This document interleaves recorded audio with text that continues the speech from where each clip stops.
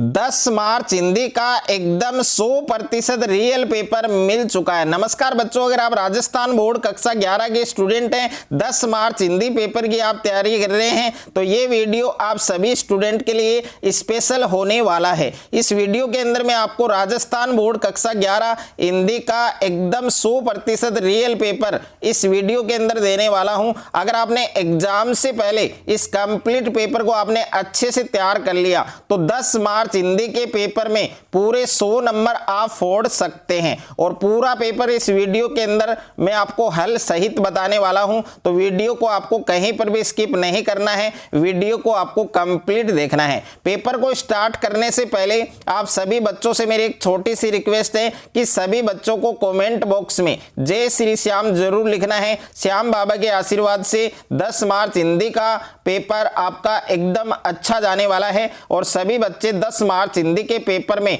पूरे 100 नंबर फोड़कर आने वाले हैं। तो सभी बच्चों को कमेंट बॉक्स में जय श्री श्याम हारे का सहारा जरूर लिखना है। पेपर के अंदर सबसे पहले आपको अनुक्रमांक का रोल नंबर है वो यहां पर आपको अंकों में लिखना है और यहां पर बच्चों रोल नंबर आपको शब्दों में लिखना है। और पेपर में कुल आपको 23 प्रश्न दिए गए हैं और समय है, टाइम है वो आपको 3 घंटे 15 मिनट दिए गए हैं। तो 3 घंटे 15 मिनट में हिंदी का ये पूरा पेपर आपको हल करना है। पूर्णांक आप देख सकते हैं 100 नंबर का ये पेपर आपके होने वाला है। अगर आप भी 10 मार्च हिंदी के पेपर में पूरे 100 नंबर अगर आपको फोड़ने हैं, पूरे 100 नंबर अगर आपको लाने हैं, तो ये पूरा पेपर आपको एग्जाम से पहले अच्छे से आपको तैयार करना है। पेपर के अंदर दोनों साइड में आप देख सकते हैं QR कोड है और कक्षा 11वीं वार्षिक परीक्षा एनुअल एग्जामिनेशन 2026 का ये पेपर है, आपके हिंदी का पेपर है, हिंदी अनिवार्य का पेपर है। और पेपर का कोड आप देख सकते हैं 1103 और सामान्य अनुदेश आपको दिए गए हैं कि परीक्षार्थी प्रश्न पत्र के पहले पृष्ठ पर अपना अनुक्रमांक का रोल नंबर है वो अवश्य लिखें और प्रत्येक प्रश्न के सामने उसका अंक बार अंकित है। तो पेपर के अंदर सबसे पहले बच्चों आपको खंड ए दिया गया है। खंड ए के अंदर प्रश्न संख्या 1 के अंदर ए ऑप्शन में आपको दे रखा है निम्नलिखित गद्यांश को ध्यानपूर्वक पढ़कर दिए गए प्रश्नों के उत्तर लिखिए। तो प्यारे बच्चों सबसे पहला जो प्रश्न है वो आपको गद्यांश का दिया गया है। इस गद्यांश को पहले आपको कंप्लीट पढ़ना है, ध्यानपूर्वक पढ़ना है। उसके बाद इस गद्यांश के अंदर जितने भी आपको प्रश्न पूछे गए हैं उन सभी प्रश्नों के उत्तर आपको इसी गद्यांश में से ढूंढकर आपको लिखने हैं और प्रत्येक प्रश्न के उत्तर आपको मिलेंगे। तो गद्यांश को आपको ध्यानपूर्वक पढ़ना है, केयरफुली पढ़ना है। तो गद्यांश को आप देख सकते हैं, प्रकृति मानव की चिर संगिनी रही है। अपने दैनिक जीवन के कामों से जब जब मनुष्य का मन उबा है तब तब उसने प्रकृति का आश्रय लिया है। प्रकृति की अनेक लीलाओं को देखकर मनुष्य उसकी ओर आकर्षित होता है। तो प्यारे बच्चों सबसे पहले जो गद्यांश आपको दिया गया है इस गद्यांश को आपको ध्यानपूर्वक पढ़ना है और उसके बाद इसमें जितने भी प्रश्न आपको पूछे गए हैं इन सभी प्रश्नों के उत्तर आपको देने हैं। तो सबसे पहला प्रश्न आपको पूछा गया है कि प्रस्तुत गद्यांश का उचित शीर्षक है। तो इसमें 4 ऑप्शन आपको दे रखे हैं। ए ऑप्शन में मानव और प्रकृति और बे ऑप्शन में प्रकृति के विविध रूप और स ऑप्शन में प्रकृति का महत्व और द ऑप्शन में है उपयुक्त सभी। तो इस प्रश्न का सही उत्तर आपके उपयुक्त सभी होगा, यानी द वाला जो ऑप्शन है वो आपका करेक्ट आंसर होगा। उसके बाद में बच्चों दूसरा प्रश्न आपको दिया गया है। यहाँ पर दूसरा प्रश्न आप देख सकते हैं कि मानव मन क्रमों से उबने पर किसका आश्रय लेता है। तो मानव मन क्रमों से उबने पर किसका आश्रय लेता है। ए ऑप्शन में प्रकृति का, बे ऑप्शन में माता पिता का और स ऑप्शन में धर्म का और द ऑप्शन में समाज का। तो दूसरे प्रश्न के अंदर आपका ए वाला जो ऑप्शन है वो आपका करेक्ट आंसर होगा, प्रकृति का। उसके बाद में देखिए तीसरा प्रश्न आपको पूछा गया है कि मनुष्य के मन पर किसके सौंदर्य का स्थायी प्रभाव पड़ता है। तो ए ऑप्शन में मानव कर्मों का, बे ऑप्शन में धार्मिक सौंदर्य का, स ऑप्शन में प्रकृति के सौंदर्य सौंदर्य का और द ऑप्शन में है शिल्प सौंदर्य का। तो तीसरे प्रश्न के अंदर आपका स वाला जो ऑप्शन है प्रकृति के सौंदर्य का, ये आपका करेक्ट आंसर होगा। उसके बाद में देखिए 4 नंबर प्रश्न आपको पूछा गया है कि प्रकृति का क्षेत्र है, तो प्रकृति का क्षेत्र किसको बताया गया है? ए ऑप्शन में है संकीर्ण, ब ऑप्शन में है व्यापक, स ऑप्शन में है संकुचित और द ऑप्शन में है आंशिक। तो 4 नंबर प्रश्न का सही उत्तर आपके ब ऑप्शन हो जाएगा व्यापक।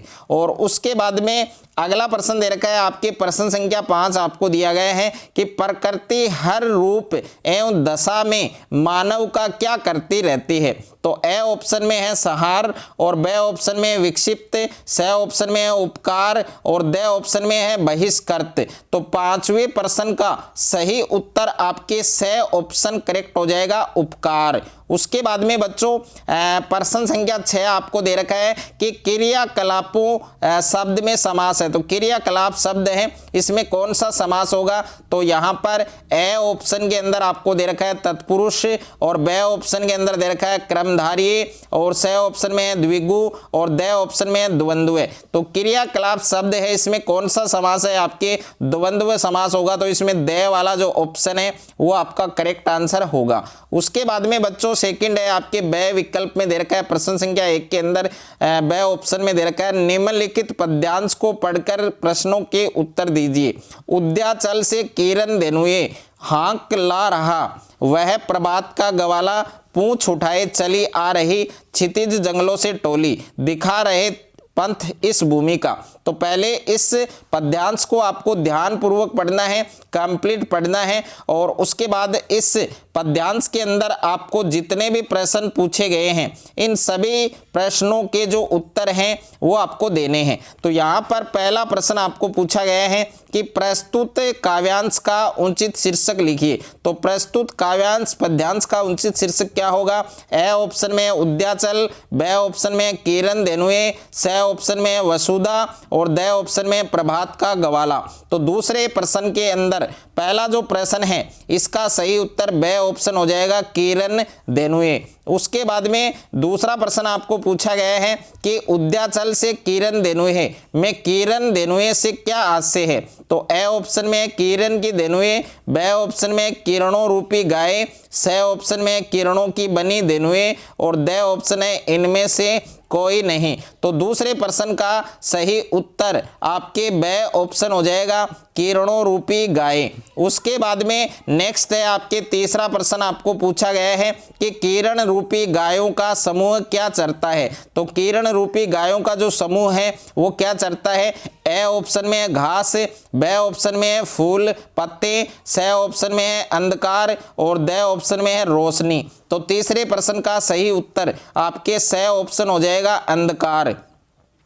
उसके बाद में देखिए 4 नंबर प्रश्न आपको पूछा गया है कि ग्वालिन किसे बताया गया है? तो ग्वालिन किसे बताया गया है? ए ऑप्शन में वसुधा, ब ऑप्शन में धरती, स ऑप्शन में पृथ्वी और द ऑप्शन में है उपयुक्त सभी। तो 4 नंबर प्रश्न का सही उत्तर आपके उपयुक्त सभी होगा, द ऑप्शन आपका करेक्ट आंसर होगा। उसके बाद में देखिए 5वां प्रश्न आपको पूछा गया है कि कवि ने कविता में किसका वर्णन किया है? तो ए ऑप्शन में प्रातःकालीन प्रकृति सौंदर्य का, ब ऑप्शन में है सूर्य का, स ऑप्शन में है पृथ्वी का और द ऑप्शन में है ग्वालों का। तो 5वें प्रश्न का सही उत्तर आपके ए ऑप्शन हो जाएगा प्रातःकालीन प्रकृति सौंदर्य का। उसके बाद में देखिए 6ठा प्रश्न है आपके कि उद्याचल से किरण धेनुए में अलंकार कौन सा होगा? तो यहाँ पर ए ऑप्शन में है उपमा, ब ऑप्शन में है रूपक, स ऑप्शन में है उत्प्रेक्षा और द ऑप्शन में है मानवीकरण। तो इसमें कौन सा अलंकार होगा? इसमें रूपक अलंकार होगा, तो ब वाला जो ऑप्शन है वो आपका करेक्ट आंसर होगा। उसके बाद में देखिए दूसरा प्रश्न आपको पूछा गया है कि रिक्त स्थानों की पूर्ति कीजिए। तो इसमें पहला प्रश्न है कि वाक्य प्रयोग में सदैव एक जैसा रहता उसे अविकारी या कौन सा शब्द कहते हैं? तो पहले रिक्त स्थान के अंदर आपको लिखना है बच्चों अवयव। क्या लिखना है? अवयव। तो पहला रिक्त स्थान है, इसमें आपके अवयव आएगा। ओके, यानी अवयव नाम है, ये आपको सही से लिखना है। इसमें किसी भी प्रकार की कोई गलती आपको नहीं करनी है, अन्यथा आपके नंबर है वो कट सकते हैं। दूसरा प्रश्न है कि जिस शब्द के अर्थ प्रसंगानुसार एक से अधिक होते हैं उन्हें कौन सा शब्द कहते हैं? तो उन्हें बच्चों अनेकार्थी शब्द कहते हैं। क्या कहते हैं? अनेकार्थी शब्द। तो इसमें आपको अनेकार्थी लिखना है। इसमें क्या लिखना है? अनेकार्थी। उसके बाद में देखिए तीसरा आपको प्रश्न पूछा गया है कि सबके हृदय की जानने वाले को क्या कहते हैं? तो सबके हृदय की जानने वाले को बच्चों क्या कहते हैं? अंतर्यामी कहते हैं। तो इस रिक्त स्थान में आपको अंतर्यामी आपको लिखना है। क्या लिखना है? अंतर्यामी। उसके बाद में देखिए 4 नंबर प्रश्न है कि जो शब्द एक समान अर्थ वाले प्रतीत होते हैं वो शब्द कहलाते हैं। तो इसमें आएगा 4 नंबर में पर्यायवाची। 4 नंबर जो रिक्त स्थान है इसमें क्या आएगा बच्चों? पर्यायवाची आएगा। तो इसमें पर्यायवाची लिखना है। उसके बाद में देखिए 5वां है कि जिस वाक्य में एक उद्देश्य और एक विधेय हो वह वाक्य कहलाता है। तो 5वें में आएगा साधारण या सरल। तो इसमें साधारण भी लिख सकते हैं आप, इसमें आप साधारण भी लिख सकते हैं या फिर आप सरल भी लिख सकते हैं, दोनों उत्तर आपके सही हैं। उसके बाद में देखिए 6ठा है आपके आम्र तत्सम शब्द है, तो तद्भव शब्द क्या होगा? आम होगा। तो इसमें बच्चों आम लिखना है। उसके बाद में देखिए 7वां प्रश्न है जानने की इच्छा रखने वाला कहलाता है। तो इसमें होगा बच्चों जिज्ञासु। क्या होगा बच्चों?